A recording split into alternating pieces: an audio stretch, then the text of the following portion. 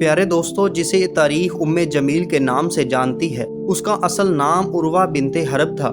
یہ عورت قریش کے مشہور قبیلے بنو امیہ سے تعلق رکھتی تھی، جو اس وقت مکہ کے پاس قبیلوں میں شمار ہوتا تھا۔ نسب کے لحاظ سے یہ عورت ایک معزز گھرانے میں پیدا ہوئی، لیکن دل اور کردار کے اعتبار سے یہ ظلم، بغض اور انتقام کا چلتا پھرتا نمونہ تھی۔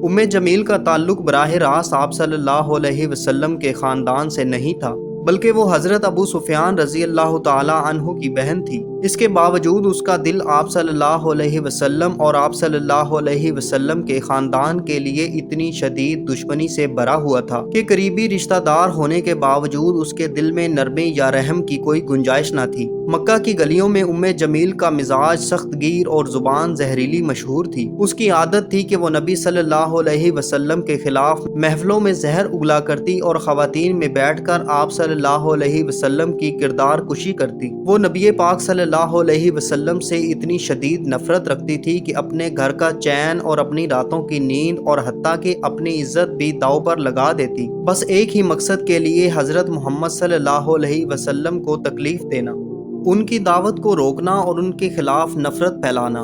ظاہری طور پر خوشحال اور طاقتور نظر آنے والی یہ عورت اصل میں حسد اور دشمنی کی آگ میں چلتی ہوئی ایک بے چین روح تھی، جو حق کی روشنی سے اندھی ہو چکی تھی۔